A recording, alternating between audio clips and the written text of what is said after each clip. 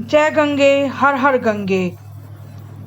दोस्तों, आज हम जानेंगे सनातन धर्म के बारे में, साधु संतों के बारे में। क्या इतिहास है, कौन है ये साधु संत, कहाँ से आते हैं और साधु संतों के पीछे ये कैसे साधु संत बनते हैं, क्या इनकी जीवन है, किस तरीके से रहते हैं, किसकी पूजा करते हैं। आज ये सब जानेंगे हम इस वीडियो के माध्यम से। हमारे यहाँ पर कितने प्रकार के अखाड़े हैं, कहाँ कहाँ पर स्थित है ये हम सारी वीडियो के अंदर ये जानकारी दी जाएगी। आज सबसे पहले आज हम हिंदू संतों के बारे में बात करते हैं कि हमारे जो हिंदू संत हैं, हमारे यहाँ पर टोटल 13 अखाड़े आते हैं, जिसमें से जूना अखाड़ा सबसे बड़ा अखाड़ा है और शिव सन्यासिनी संप्रदाय के 7 अखाड़े हैं, जिसमें आपका बैरागी, वैष्णव संप्रदाय और उसके अलावा आपका अखाड़ा उदासीन संप्रदाय, अखाड़ा जूना, शिव सन्यासिनी अखाड़े में से एक है। अब हम लोग जो हमारे अखाड़े हैं उन 7 अखाड़े की बात करते हैं। पहला अखाड़ा जो है हमारा महानिर्वाणी दरियागंज प्रयाग उत्तर प्रदेश। दूसरा अखाड़ा जो है हमारा पंच अटल अखाड़ा चैक हनुमान वाराणसी उत्तर प्रदेश। तीसरा जो अखाड़ा गवर्नमेंट अंदर रजिस्टर्ड है ये अखाड़े, तो ये भी अखाड़ा जो है निरंजनी दरियागंज प्रयाग उत्तर प्रदेश। श्री तपोनिधि आनंद अखाड़ा पंचायती त्र्यंबकेश्वर नासिक महाराष्ट्र। पांचवा जो अखाड़ा है श्री पद्मासन जूना अखाड़ा बाबा हनुमानगढ़ वाराणसी उत्तर प्रदेश। छठा अखाड़ा जो है हमारा अखाड़ा दशमेश्वर घाट वाराणसी उत्तर प्रदेश। और 7वां जो अखाड़ा है अग्रिंग अखाड़ा गिरिनगर भावनाथ जूना अखाड़ा गुजरात। ये टोटल 7 अखाड़े हैं जो ऑलरेडी ठीक है हमारे हैं। जूना अखाड़ा की अगर हम लोग बात करें, जूना अखाड़ा साधु संतों का सबसे बड़ा अखाड़ा आता है, जिसके अंदर शिव सन्यासिनी संप्रदाय के 7 अखाड़ों में जूना अखाड़ा सबसे बड़ा, जिसके लगभग 5 लाख साधु नागा साधु हैं और महामंडेश्वर सन्यासिनी हैं। इनमें से अधिकतर साधु नागा साधु है। नागा साधु जो आप देख भी रहे हैं, ये नागा साधु किसकी पूजा करते हैं, कौन है ये नागा साधु? जो वो पूजा करते हैं वो शिव भगवान की पूजा करते हैं। इन्हें आप अघोरी भी बोलते हैं। अघोरी भी शिव भगवान के भक्त होते हैं। अंतर अविनाशी सृष्टि के रचयिता शिव शंकर भोलेनाथ के सारे ये पुजारी हैं। सारे जो पूजा करते हैं शिव शंकर भगवान को मानते हैं और उनकी ही उपासना, उनकी ही आराधना करते हैं। अगर हम लोग बात करते हैं कि जूना अखाड़ा की स्थापना कब हुई, जूना अखाड़ा की स्थापना की अगर हम लोग बात करते हैं, स्थापना 1145 में हुई। उत्तराखंड के कर्णप्रयाग में पहला मठ स्थापित था। इसे भैरव अखाड़ा भी कहते हैं। इसके इष्ट देव शिव और रुद्र अवतार गुरु दत्तात्रेय भगवान हैं। इसका केंद्र वाराणसी माना जाता है, हनुमान घाट पर माना जाता है और हरिद्वार के माया मंदिर के पास इनका आश्रम है। श्री पंचनाम जूना अखाड़ा का मुख्यालय वाराणसी में स्थित है। अगर हम लोग बात करते हैं कि संप्रदाय के अंतर्गत बाकी क्या क्या चीजें आती हैं, अब गिरी पर्वत सागरपुरी भारतीय सरस्वती वन अरण्य तीर्थ और आश्रम 7 अखाड़ों में से जूना अखाड़ा इनका खास अखाड़ा है। किसी भी अखाड़े में महामंडेश्वर का पद सबसे ऊंचा होता है। जूना अखाड़ा में भी आचार्य महामंडेश्वर स्वामी अवधेशानंद गिरी जी महाराज हैं और वो ही आचार्य महामंडेश्वर हैं, जो अब तक 1 लाख से अधिक सन्यासियों को दीक्षा दे चुके हैं और उन्हीं की दीक्षा के कारण आज 1 लाख से अधिक साधु संत और साधु की जीवन जी रहे हैं। जूना अखाड़ा की व्यवस्था की खास प्रणाली कैसे रखा जाता है, यहाँ पे पूरा समाज परिवार की तरह रहते हैं। टोटल 52 परिवार है। सभी परिवार के सदस्यों ने कमेटी बनाई हुई है। जिसे अखाड़े में संभावित चुनाव करते हैं और उस चुनाव होने के बाद उनका पदभार उन्हें दिया जाता है। यहाँ पर भी जैसे हमारे, अगर हम लोग साधु संतों को छोड़ के बात करें, हर किसी कार्यालय में एक पद होता है, इसी तरीके से साधु संतों के यहाँ भी उनकी गरिमा के हिसाब से, उनके अनुभव के हिसाब से उन्हें पद दिया जाता है और ये अपने जो संत प्रथा है उसे आगे कैसे मैनेज करे, क्या क्या उनके कार्य होते हैं, उसको चलाने के लिए रखा जाता है। अब हम लोग बात करते हैं कि साधु संत एकदम कहाँ से आ जाते हैं और इतने साधु कैसे एकत्रित हो जाते हैं। साधु संत जितने भी हैं इसी के भरोसे ये पूरा विश्व चल रहा है। और अगर हम सनातन धर्म की बात करें, कोटि कोटि नमन है हमारे सनातन धर्म को, क्योंकि सनातन धर्म की वजह से ही आज हमारा जितना भी विश्व है वो टिका हुआ है और हम लोग हैं।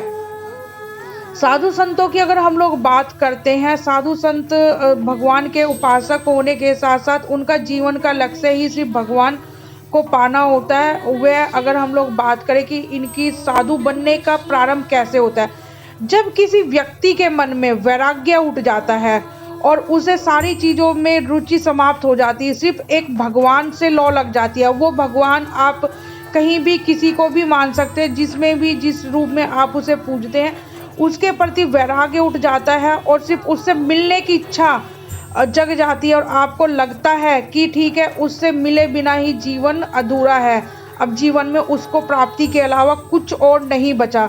तो ठीक है, तब एक साधु का जन्म होता है। तब कोई साधु का जन्म होने से पहले कुछ प्रक्रियाएं होती है जो ये फॉलो करते हैं। जैसे कि साधु बनने से पहले इन्हें रात भर पानी में खड़े रहना पड़ता है और फिर उसके बाद इनके जो गुरु होते हैं वो आते हैं, इनको स्नान कराते हैं। स्नान कराने के बाद फिर इनका मुंडन वगैरह होता है और इनका तर्पण होता है। तर्पण होने के बाद फिर इनको दीक्षा दी जाती है और इन्हें 5 गुरु मिलके दीक्षा देते हैं। उसके बाद ये निश्चित किया जाता है कि ये किस संत के गुरु के शिष्य बनेंगे और कहाँ ये रहेंगे।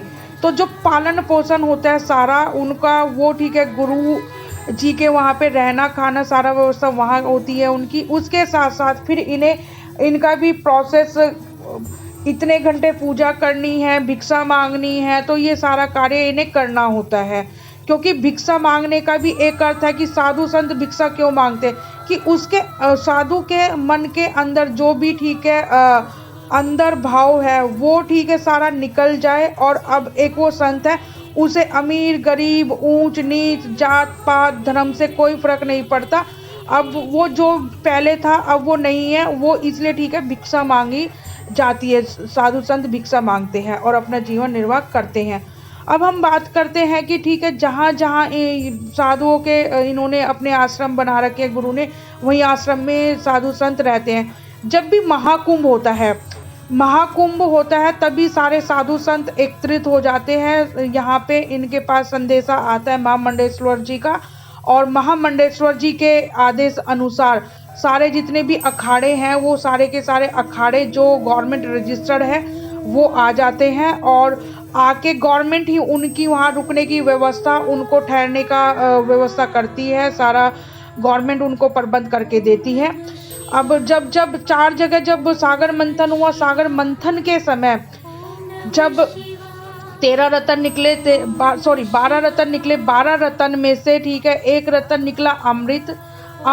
जब राक्षस और भगवानों देवताओं की झगड़ा हो रहा था, उस टाइम अमृत पृथ्वी पे 4 जगह गिरा। उस 4 जगह पृथ्वी पे अमृत गिरने के कारण वहाँ पे महाकुंभ होता है। वो 4 जगह मैं आपको बता देती हूँ, जिसमें सबसे पहले हरिद्वार आती है जहाँ महाकुंभ होता है, हरिद्वार। उसके अलावा नंबर 2 पे नासिक, नंबर 3 पे उज्जैन और फिर प्रयागराज।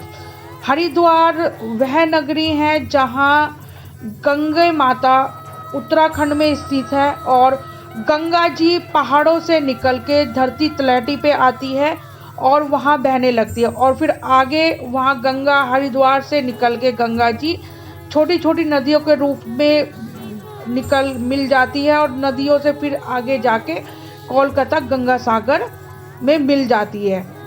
तो कहते हैं कि संत तीरथ फल एक, संत मिले फल चार, और जिसने संत का आशीर्वाद ले लिया उसका जीवन पार। कहते साधु संत के आशीर्वाद कभी झूठा नहीं जाता है। जैसे आपका बाण निकला हुआ तीर से कभी वापस नहीं आता, जबान निकली हुई कभी वापस नहीं आती, उसी तरीके से अगर कोई भी साधु संत है, उसने कोई आशीर्वाद दिया और वो कभी मिथ्या नहीं होता है। ये भगवान के आराधक होते हैं। इनका सुबह उठ जाते हैं 4 बजे, फिर पूजा करते 4 घंटे, फिर ठीक है, थोड़े समय के बाद फिर 4 बजे से फिर शाम को फिर पूजा करते। इनका सारा दिन भगवान की पूजा भक्ति में ही निकल जाता है। भोजन वगैरह ठीक है, इनका जो होता है बिल्कुल सादा सात्विक भोजन होता है, आहार रूप में जो लेते हैं। कई कई महीनों तक इनके जो उपवास रहते हैं, फलाहार और आराधना के भी सबके अलग अलग तरीके होते हैं। कोई खड़े होकर पूजा करता है, कोई एक पैर पे आराधना करता है, कोई ठीक है पानी में खड़े होकर आराधना करते हैं, कोई आपके एक हाथ से आराधना करते हैं, कोई आपका निराहार रह के आपका अन्न ना खा के पूजा करते हैं। तो हर किसी की अपनी एक मान्यता है, वो उसी हिसाब से भगवान को मनाते हैं, उसी हिसाब से मान्यता है। कोई भगवान को कैसे मनाता है, कोई भगवान को कैसे रिझाता है। तो साधु संत जब इनके मन में वैराग्य उठ जाता है, भगवान को पाने के लिए साधु बन जाते हैं, और वो साधु संत भगवान की उपासना और उन्हीं की लिए अपना जीवन दे देते हैं, पूरा जीवन उन्हीं को दे देते हैं। तो ऐसे ही हमारे साधु संत हैं। हमारा जो इतिहास है बहुत महान है, हमारे संस्कृति बहुत महान है। हमारे हिंदुस्तान में ऐसे ऐसे स्थान हैं, ऐसे ऐसे संत, ऐसे ऐसे साधु हैं जिनकी हिस्ट्री पढ़ेंगे, उसके पढ़ के आपको भी गर्व महसूस होगा। गुरु आदि शंकराचार्य से लेकर बहुत सारे ऐसे साधु हैं, ठीक है, आप अभी भी देखेंगे। तो साधु संत एक तरीके से भगवान का ही रूप है। तो साधु संत का आशीर्वाद और भगवान का आशीर्वाद हम लोगों पे बना रहे। हमारी संस्कृति दिन दुगनी रात चौगनी बढ़े, यश चारों दिशाओं में फैले, चारों लोग चारों दिशाओं में जाने हमारी संस्कृति को, और हमारा जो सनातन धर्म है वो आगे बढ़ता रहे। ऐसी ही मेरी मनोकामना है। आप भी कभी अवसर मिले तो आप महाकुंभ जरूर आए। महाकुंभ में अवसर मिले आपको साधु संतों के साथ रहने का, रहिए, उनके बारे में जानिए, उनके साथ रहिए आप, और महाकुंभ में आप भी ठीक है स्नान कीजिए। कहते हैं कि महाकुंभ में आप अगर स्नान करते हैं तो जितना ठीक है आपको साल भर के पूजा पाठ से फल मिलता है, इतना इस महाकुंभ में स्नान करने से एक बार ही फल मिल जाता है। और एक ऐसी कहावत भी है कि तीरथ का फल एक, संत मिले फल चार, और साधु संत की कृपा हो जाए तो जीवन का बेड़ा पार। तो साधु संत की कृपा हम सब पे बनी रहे, गंगे मैया का आशीर्वाद बना रहे। इस बार महाकुंभ कहीं भी हो तो आप भी ज़रूर प्लान कीजिए, जाइए फैमिली के साथ, स्नान कीजिए और आशीर्वाद लीजिए। हरिद्वार के कौन कौन से फेमस प्लेस है और कहाँ कहाँ पे आप जा सकते हैं, वो सारी लिस्ट मैंने दे दी है कि शंकर भगवान की ससुराल कहाँ पर है। और चंडी देवी मंदिर की पूजा मैंने स्पेशल वीडियो बनाई है। मनसा देवी की आपको वीडियो मिलेगी प्लेलिस्ट में। इसके साथ साथ जो हमारा वीरभद्र मंदिर है वो देखने को मिलेगा आपको, और जूना अखाड़ा के बारे में जानने को मिलेगा। पावन धाम यहाँ पर आपका भारत माता मंदिर, ये सारी वीडियो यहाँ पर आपको देखने को मिलेगी। कैसे जाएं, कहाँ कितना डिस्टेंस है, वो सारा मैंने वीडियो के डिस्क्रिप्शन में दिया हुआ है। आप भी ज़रूर हरिद्वार जाएं और आशीर्वाद ले, और आप भी ठीक है गंगा मैया का आशीर्वाद प्राप्त करें, साधुओं का आशीर्वाद प्राप्त करें। ऐसी मेरी मनोकामना है। सब घर में खुशहाल रहें, स्वस्थ रहें आप लोग। और इस वीडियो को अधिक से अधिक प्यार दीजिएगा, लाइक सब्सक्राइब करना बिल्कुल ना भूलें, जिससे आने वाली हर वीडियो की नोटिफिकेशन आपको मिलती रहे और आप कोई भी इम्पोर्टेंट वीडियो मिस ना करें। Thanks for watching. घुमक्कड़ संजना जो आपके लिए लेके आती हमेशा एक ऐसी हिस्ट्री, एक ऐसी वीडियो, एक ऐसा स्थान जो आपने नहीं देखा, अनसुना हिस्ट्री, अनसुना स्थान, अनदेखा स्थान आपके लिए हमेशा लाने की मेरी कोशिश रहती है और आप तक ये संदेश पहुंचाने की कोशिश रहती है कि उस जगह आप कैसे जाए, कितने खर्चे में जाए और कैसे आप वहां जाके आप अपने जीवन में एक और नया अनोखा एक्सपीरियंस जोड़ सकते हैं। जय गंगे, हर हर गंगे। संत की कृपा बन